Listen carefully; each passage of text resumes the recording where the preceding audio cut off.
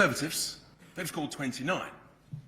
And we've peaked last year, well, last week, well, I hope we haven't peaked, but we've made great progress with a record win just last Thursday, where we secured almost 66% of the vote in a council by-election in my constituency of Boston and Skegness. Not that I'm biased. But I think that's a sign that we appreciate the enormous interest from the enthusiastic press who've been baying from the sidelines of the pitch, led by those political gurus, Gary Lineker and Gary Neville.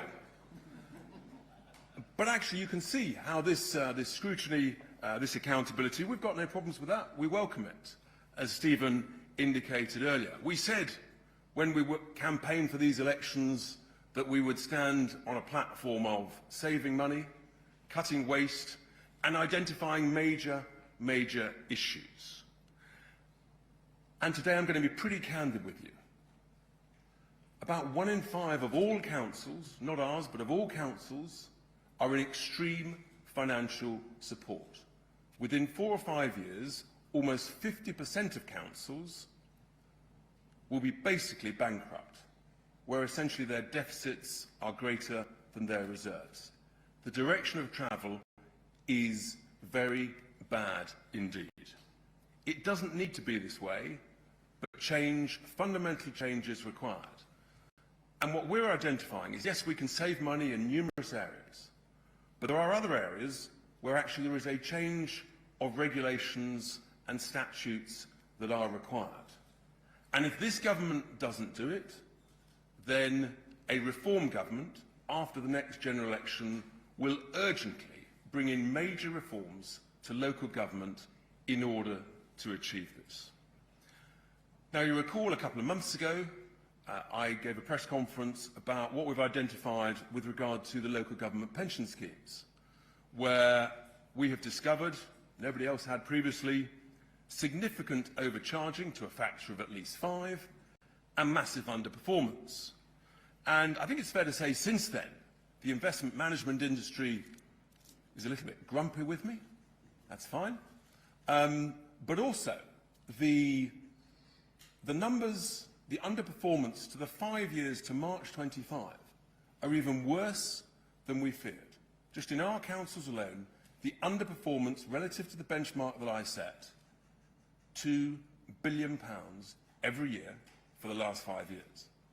This is the big one. This is the most significant sum of money of everything that we are looking at just across our councils. And that's why we're taking it incredibly seriously. We've also got genuine concerns about what's going on with some of the consultants and also the valuers, the people doing the actuarial valuations. Frankly, they should be done every year, not every 3 years. But what we've discovered is a concern, a genuine concern, that some of these valuers are deliberately overvaluing the future liabilities and undervaluing the future assets in order to keep the employer contributions unnecessarily high. The cynic might say, that's very nice, that keeps the assets under management higher, that keeps the fees higher. So we're going to keep challenging and keep pushing, because if we get the employer contributions right, and when we discover that in one council that's adopted a very similar policy to our plans, their employer contributions now are almost zero. And when we discover that another very well-run council pension fund, I talked about getting fees down to 10, 11 basis points, to discover that actually one is doing better than that down at 4 or 5, why on earth the investment management industry thinks it's acceptable to justify 50 basis points or half of 1%, that beats me. So pensions is a huge one, and we are addressing that very, very seriously. Now, the second item I want to cover is the savings that we've got stuck into. And some of you have reported this morning, we've identified and starting to achieve savings of well over £300 million that we've identified and secured so far. Now, some of those are into the future, some of them are quite long, and I personally have been involved in a couple of those negotiations. We said we didn't accept one of the waste contracts that was proposed, despite the recommendations from officers, and a few weeks later we've secured a long-term reduction of over £70 million. Being a real estate guy, I take particular interest in some of the property stuff. And when our councillors are being essentially sort of gently bullied by officers to say you've got to do this property deal, which could cost 30, 40, 50 million quid, and they gave me a buzz and I went rushed up to look at it, I said, under no circumstances should you do that deal. That's the sort of real world, real experience that we are bringing to this space. Whether it's IT contracts that don't need to have 11-year notice periods when you could achieve 3 to 6 month notice periods and the like. We're making major renegotiations as contracts come up for renewal. Potholes are incredibly important. 136,000 potholes later, we're very pleased with progress. And that has a real impact, for example, on reducing the claims that councils are starting to pay. So we're making good progress, but there's a huge amount more to do. Some councils have resurfaced or repatched 500,000 square metres of roads and parks. So we are making significant progress. And we're discovering stuff all the time. When we discover that some charities and community interest companies almost have like a free range as to draw down under some framework agreement, 500,000 here, 1 million there, with almost no accountability, no approval process, no responsibility, we're saying, what's going on? Stop. Which brings you on to a thing called delegated powers. We're finding some officers, they have these large delegated powers, £1 million plus, and they sort of view councillors as like cherries on the cake, just be sort of waved at and patted on the head occasionally. That is not acceptable. We are negotiating hard on behalf of the taxpayer. And the third key item I want to raise this morning is the really important and difficult issue of SEND, special educational needs and disabilities for children. This is actually, it goes to the core of who we are, and actually for me, it's also quite personal. A very dear friend of mine who had not one but 2 children in a wheelchair, the struggles that he had and his wife to secure the provision that they obviously needed was extraordinary. And in my own extended family, young lad at primary school, told he would need a bit of extra support, and he got that at school. He was never going to be an Oxbridge candidate. Didn't go to uni, he's done brilliantly, fantastic job, doing well. To be told by a psychologist in your early 20s that you've got a problem, that you're labelled, that you need to take medication, is frankly, and that medication might be for the long term, I think that's outrageous. And what is going on is that SEND is in crisis. And I've been specifically asked by council officers, directors of services, to tell it as it is. We all want the very best provision for the most deserving. I reiterate that absolutely. But there is a crisis of overdiagnosis of children with neurodiverse issues. And you can come up with all sorts of new labels. But when you hear that EHCPs, educational health and care plans, are 3 times the level they were 8 to 10 years ago, and that they're increasing in many councils now by between 8 to 10% a year, you say, hang on, our beloved children, they are not 10% more in need every single year. Basic common sense tells you that. So you say, what is going on? What is going on here with this overdiagnosis? And there's a whole bunch of factors. But the state and all of us, we're all suffering. In a sense, we're being sort of, in inverted commas, we've been given a bad deal. But the people who suffer the most are the children. Since the Children and Families Act 2014, well-intentioned, we've no doubt, outcomes have got worse, in particular for the most needy. Think about that. 10 billion a year and counting and rising, and your outcomes are getting worse. And you get a situation where, in a sense, You've got taxi firms making off like bandits. I discovered a taxi firm, not in one of our councils, with a 4.2 million contract and only 10 drivers, apparently. Nice work if you can get it. Or they're not telling the truth. When you've got educational therapists and psychologists, they're doing so much reviews and assessments and reports, they actually haven't got time to do the intervention and the thought and the support and the therapy. That's coming from the Association of Directors of Children's Services. You know, this is seriously going wrong. And the government has announced a supposed white paper, but it has been delayed and the can has been kicked down the road. And one of the key issues here is these EHCPs. Middle-class parents are playing the game. In order to save the VAT on independent school fees, if you get an EHCP, you don't pay the VAT. So they're employing solicitors in order to file their claims. You've got other parents. If you get an EHCP, you qualify for PIP, which qualifies you for a motability vehicle. 3 years free insurance, servicing and recovery. That sits on the drive whilst you demand a taxi to pick your child up and take it to school. This is insane, and we have to call it out. No doubt there'll be a torrent of abuse pouring in, that's fine. Compared to net zero and Brexit, it is nothing. But we just have to be honest with people about what's going on here. It's just not fair. And it's not fair for the children most in need, who are not getting the provision they require in the speed they require it. And when I talk to the experts and teachers, they tell me children don't need an EHCP report every single year that might cost between £2,000 and £4,000 each one. You do the maths on 9,000 EHCPs in one council, it's 25 to 30 million quid. It only needs to be done once every key stage.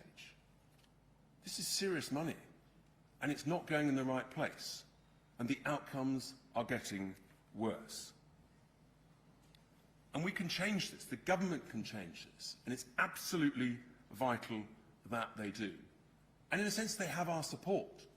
And by me telling it as it is, and making a constructive suggestion, what they should do, rather than be fearful of their own backbenchers, join a trial. Let's have a cross-party trial.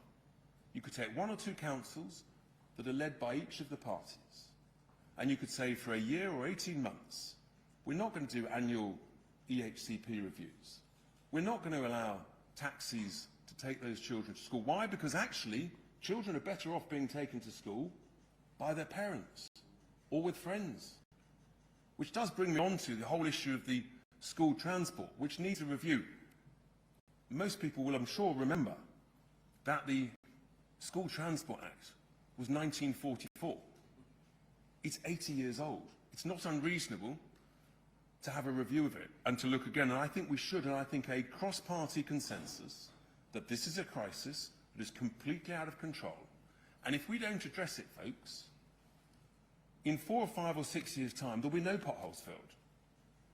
There'll be no bins collected. All of the money will be going on send. And we all know that is totally unsustainable. So we're just being candid with people.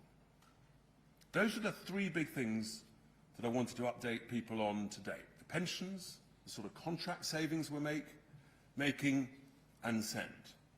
And I think it's so important to be honest and candid about it. Changing send requires us changes to some of the legislation, and if this government doesn't do it, I promise you a reform government will.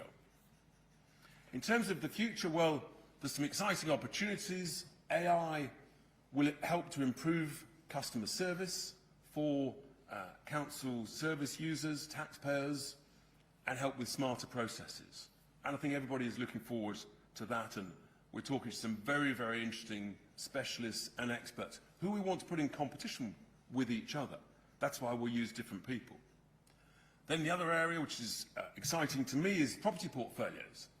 Billions and billions and billions of pounds of property is owned by these councils. Last Friday, I looked down a list of 1,000 properties in just one council. But I know that with better asset management, we can increase revenues, increase values, sell properties where suitable to pay off debt. So there's a huge amount of extra value to be achieved there.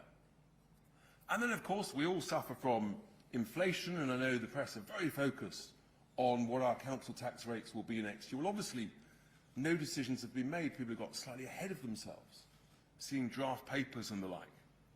Plus or minus, I would expect that most of our councils will be, give or take, the rate of inflation.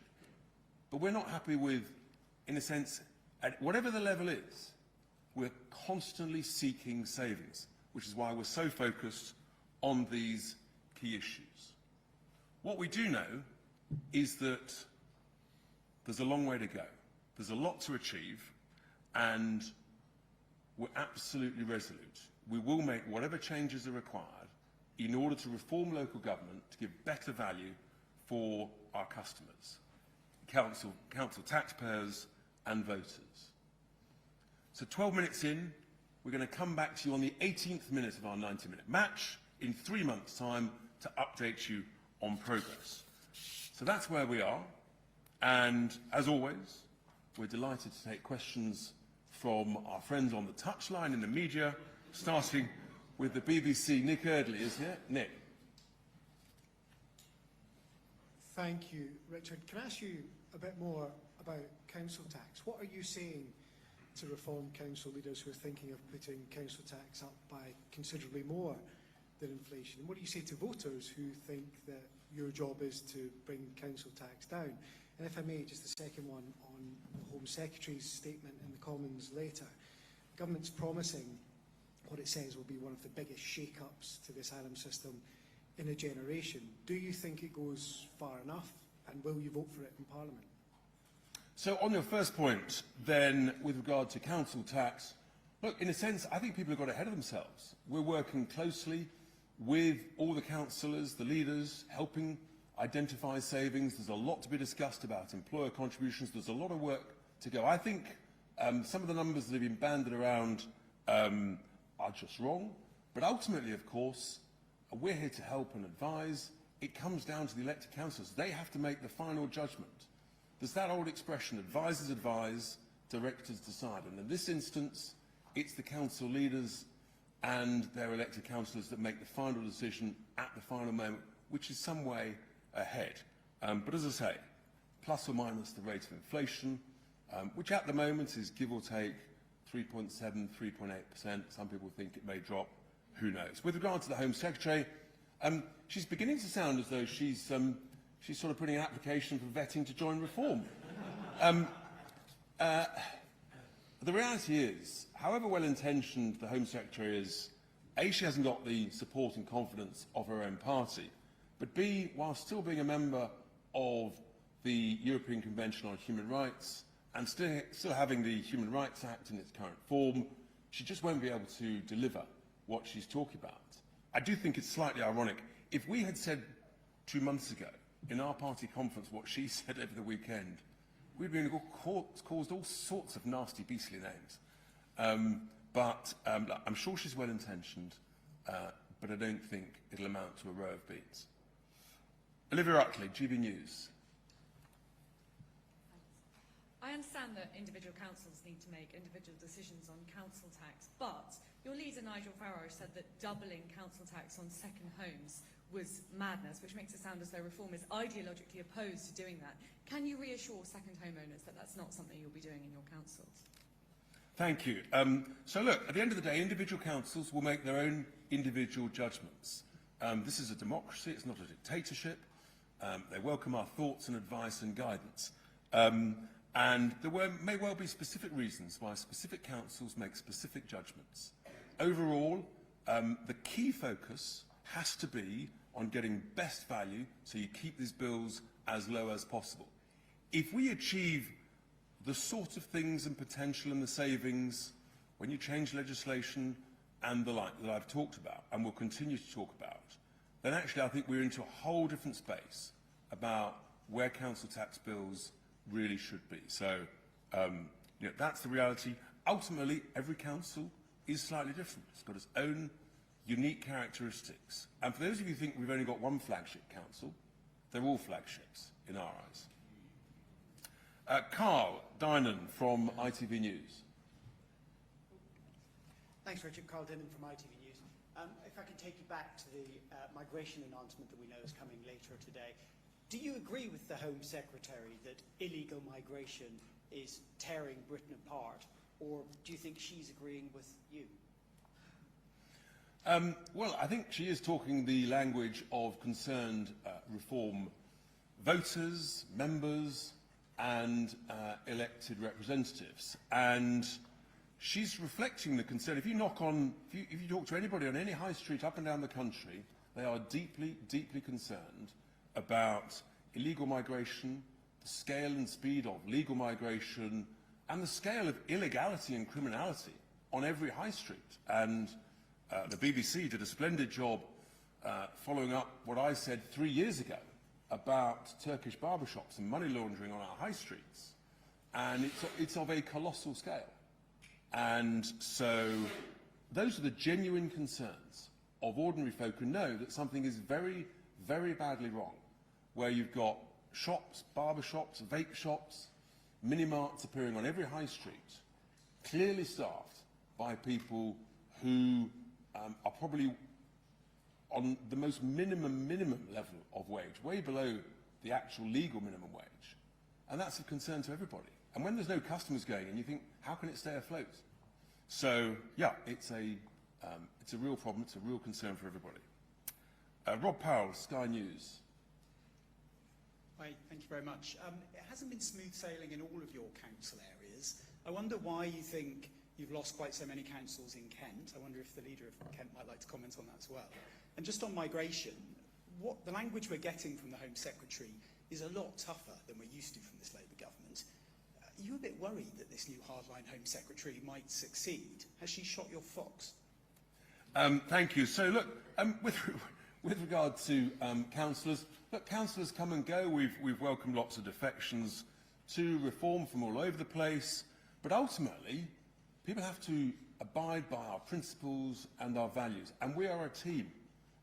You know, we're a large family, and like all families, we have our debates, our discussions, our excitements, but those are always best played out behind closed doors.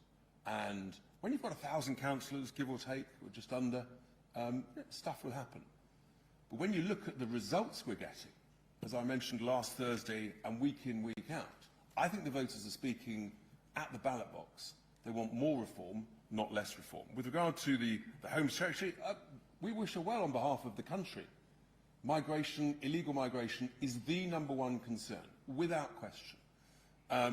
Has she shot our fox? No, far from it. What we've done is we've essentially become the mainstream of the debate, and they're all trying to play catch-up. But we're still the most trusted party under Nigel's leadership with regard to migration, because actually we're the first people who had the courage to talk about it. And I think we're on a track record of, being seen to do what we say and have confidence. So there's a long way to go. The people would love the Home Secretary to deliver what she's talked about, but when she's already been attacked by her own side, more than by us, you know she's got a problem. Martin Beck for the Daily Mail. Thank you, Richard.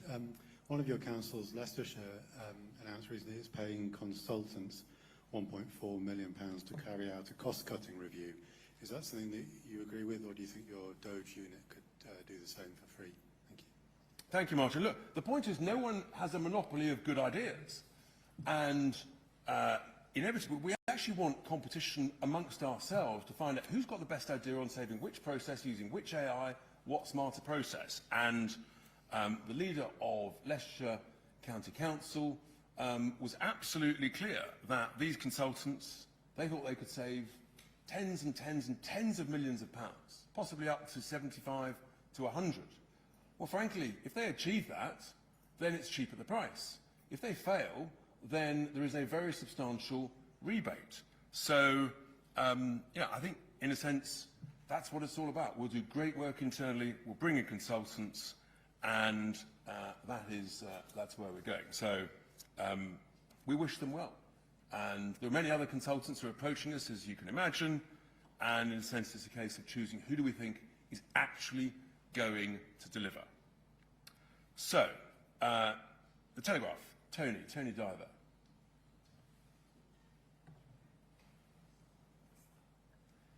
Thank you, Richard. Tony Dive from The Telegraph. Can I ask you a bit more about this point that you made on parents who are trying to dodge VAT on private schools by having their children signed up as SEND? Can you just explain exactly how that works? And do you think there should be consequences for solicitors who participate in that? And can I just ask one more on the immigration, just really directly, will Reform UK vote for these proposals if they're tabled in the House? Will you give them your votes?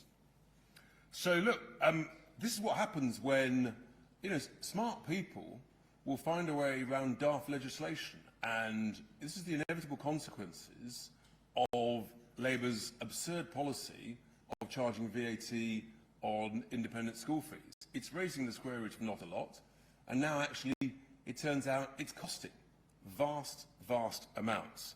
So the best thing the Labour government could do, alongside other reforms to send, is to scrap VAT on school fees, which is it's not generating anything.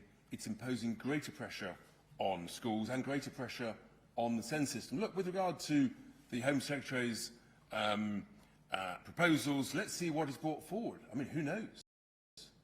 She might need our support to get it through. Christian Calgi from the Express.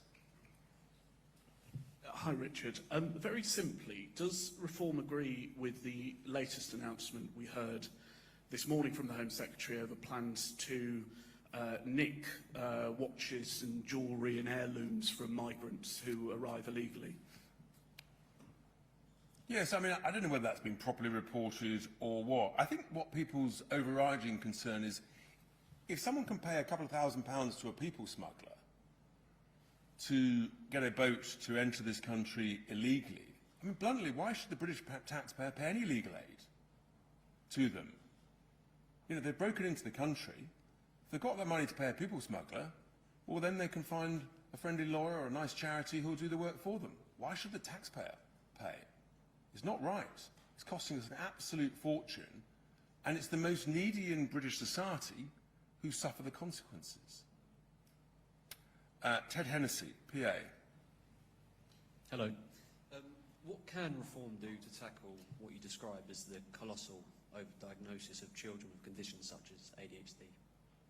Yeah, thank you. So, from the experts and the teachers that I've spoken to, and the officers, the best thing to do actually is to push it, almost all of it, back to the schools. The schools know best, the teachers know best, and to stop labelling people.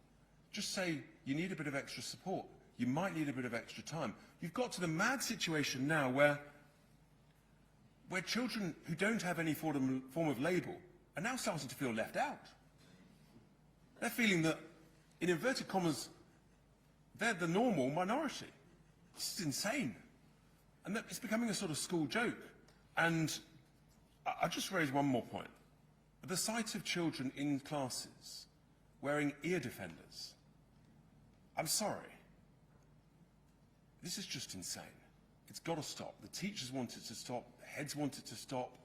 It's not the right way forwards. And I just repeat, the simple conclusion, the simple overall summary, is that outcomes are getting worse. And there's, in a sense, the reason why a trial is probably the right way to go is actually, given where it's got to, much better to try something for a year, 18 months, see what's working and what needs tweaking, than take ever more years before coming up what you think is the perfect legislation. And that's our offer to the government. Noah Keat at Politico. Thank you very much. Along with SEND, clearly another huge part of any council's expenditure is social care. How optimistic are you about the Louise Casey Commission on adult social care being effective and being successful? Clearly there have been some cross-party talks at a national level. Do you think they can work any further, or will, like lots of these cases, it get kicked down the road? We're not in favour of kicking anything down the road, and we're delighted to work on a cross-party basis, seeing the experiences that we're having in our 12 councils, and we're working with new providers, different providers who think they can provide a better service in a different way, more cost effectively, and in a sense, the beneficiaries are those most in need. And that's why governments mustn't kick it down the road. Try things, do things differently, welcome new ideas, changes to practice, smarter processes. All these things are what's needed, and I think what voters want. They don't want things kicked down the road. Lucy White, Bloomberg. Thanks, Richard. Given that some of my colleagues have already alluded to that you have faced hurdles with the Doge experience so far, how much do you think and what lessons do you think could be transferred from your local council experience to if you were to face these same issues at a central government level? And how might you combat some of the backlash that you're likely to face at a central government level to making those same types of cuts and savings? Thank you. Well, look, we are,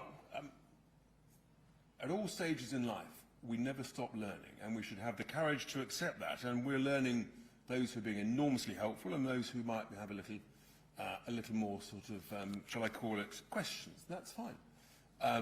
And I think that as we keep making progress, if we do what we're intending to do, which is provide better service, better value, then more voters will vote for us, and ultimately a general election that we intend to win and win big, then all of those in the public sector need to recognise that's the will of the people. And we can't carry on like this. I mean, I talked earlier about councils going bust. The country is going bust. We've got no GDP growth. We've borrowed 100 billion in 6 months. The bond markets, pretty upset last Friday when they realised that the Chancellor has not a clue what she's doing and how to create growth and how to stop spending. So I would say to everybody in the public sector, actually reform is needed, change is needed, work with us, let's deliver that, let's use smarter processes, let's use the excitements of AI, and we can deliver better value and get this country and this economy growing again. We all remember 3.5%, 20, 30 years ago. We can do that again. Otherwise, it's not looking good. Tim Stanley, the Daily Tea. Oh, that's not my copy. Jennifer Williams. Hi. Hello. Two microphones. It's like I'm giving the press conference, isn't it? On immigration, Thatcher said that the best tribute to her was Tony Blair. Is the Home Secretary a tribute to reform? And on local government, we know that we are where we are because of austerity, right? Because of cuts made by the coalition government, by people like Danny Kruger over there, that starved local government of money, and also because there were restrictions placed upon their ability to raise tax. So, given your experience of local government, given you can see the squeeze on things like social care, will you repudiate austerity economics? And if you're elected to national government, will you do the obvious thing and give more money to local government to help them to look after their people? So with regard to your first point, look, ultimately, let's see what the Home Secretary delivers. But, you know, copying is the greatest form of flattery. And we like to lead fashion, we don't follow it.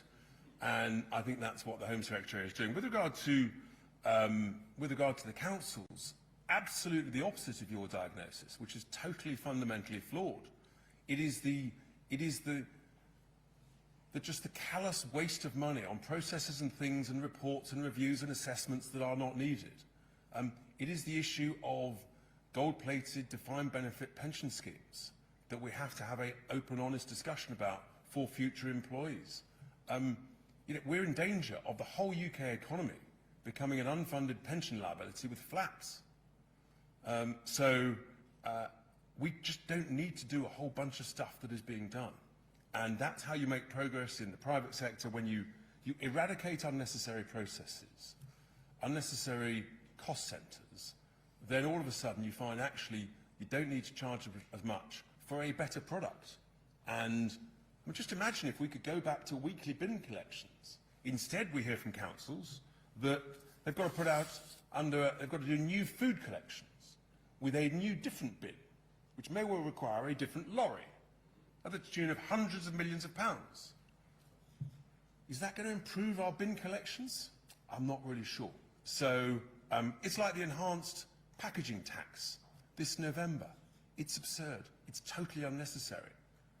All of these things, scale it back, do what needs to be done, and do it well, do it properly. So I hear the question, but your diagnosis is 100% wrong. Jennifer Williams, the Financial Times. Hello, thanks. On SEND, I wondered if you could just provide a bit more detail about what reform would do to reduce the overdiagnosis of conditions like neurodivergence, and would that include repealing national legislation that has sort of helped lead to an increase in ECHPs? And on local government more broadly, you said that this is not a dictatorship in terms of reform, but you have also listed quite a few examples where you've personally intervened on financial decisions at council level. So who's actually politically running these councils? Is it the leaders or is it you? Thanks.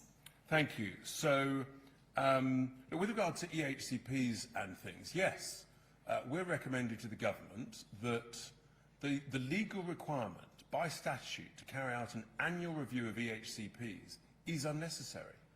It's $2 to $4 grand a pop, and it's consuming so much time and not providing any extra benefit in the vast majority of cases to the youngster, to the child. And I'm advised by the experts, once every key stage is, as a general rule, is enough. And that's why I say, look, to the government, accept our offer, do a cross-party trial basis, and see what works. And I think we've got to have the courage to say, trust our teachers in the schools more. In a sense, it's sort of devolving the responsibility and power to those in the classroom and their seniors, as opposed to what you've got at the moment is a very adversarial relationship between the parent and the council, and then the teachers and the psychologists. We don't need this adversarial relationship. Make it a partnership at the classroom level, is what I would say. With regard to my own input, look, it's called experience, wisdom, advice, and when my advice is sought, I'm delighted to give it, and when people think they know best, that's absolutely fine too. But I have got sort of, crikey, 40 years of experience in real estate, so I'm not surprised when one or two people pick up the phone and say, Richard, do you think this is a good deal or a bad deal? And if it's a good deal, great. If it's a bad deal, I'll say so. So, thank you. Peter Walker, The Guardian. Richard, since we had so many questions about councils, can I ask about something else? The new head of your student organisation, former academic Matthew Goodwin, has argued repeatedly on X that people from minority ethnic backgrounds are not necessarily British. He's defended this to us and said he completely stands by that point of view. This is a sort of view which was normally associated with the far right. Nigel has had a very close firewall on people and views of the far right, keeping out of his organisations. Has that now gone, or do you agree with Matthew? I just think your assessment is completely wrong. Matthew is putting out some really important messaging. You may or may not agree with all of it, any of it, or none of it.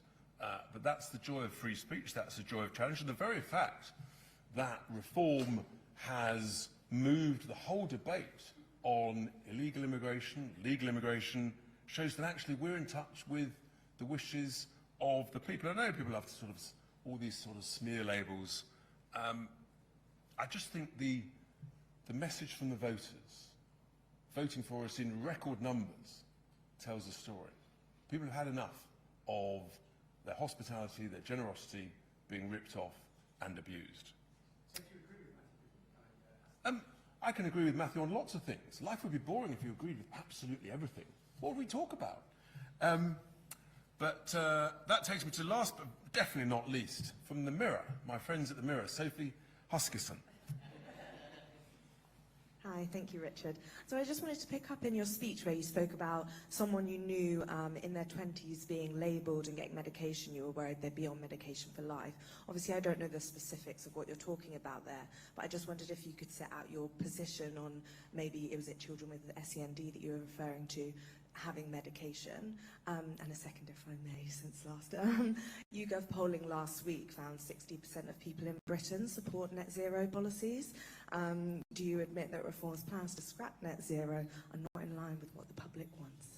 So, with regard to the individual case I mentioned, if someone's being really successful, they've gone all the way through school, and in a sense they've benefited from the extra support in the classroom that I touched on just now, to then be told you've got a problem in your 20s, which requires medication, and that might be for the long term, you start to question, you know, what's going on here? Is it the vested interest of the pharma companies? Is it the vested interest of the psychologists wanting more work? I mean, this is a successful young individual. It's beyond me. When that individual says to me, what's going on? I mean, yeah, it cuts pretty deep. And I'm thinking, well, if that's just one example, and then you're hearing of children, and I mustn't generalize. There are cases where it is appropriate. I just feel that there's an overdiagnosis, there's an over-medication, and we have to ask deep, searching questions on what's going on here. With regard to net stupid zero, well, again, we've moved the debate. 3 years ago, I was not allowed to talk about it at all. But now, actually, I think voters are voting with their feet. The fact that we're winning all of these by-elections, and I hear your poll. Well, polls are polls. I know you'll throw that back at me. But the reality is, when an energy boss admitted 3 or 4 weeks ago that even if the price of gas goes to zero, the price of electricity bills at the next election will be equal or higher than they currently are, you know we've got a problem. When a senior industrialist says to me, we are in danger of losing 1 million industrial jobs before 2030, you know we've got a problem. When someone else says to me that the vast majority of the UK automotive market may struggle against overseas competition from EV vehicles, that could be 500,000 jobs alone, you know we've got a problem. So, is everybody agreeing with us on that? No. Have we got a problem? Absolutely. And even the government accepts there's a major problem with energy prices. And if we don't change course, there's nothing they can do about it. One last. Thank you, Mr. Tice, for taking my question. Benji High with LBC. You've been quoted recently as saying the whole point of Doge is about the philosophy of saving money. I'm just wondering how much of this is optics, press conferences and backdrops and such, versus hard graft. Have you actually carried out audit work on reforms councils? Do you have a data sharing arrangement with Kent, for instance? And secondly, we've been speaking to one of the Kent councillors who was suspended in the wake of that leaked call. He's called the local party leadership toxic.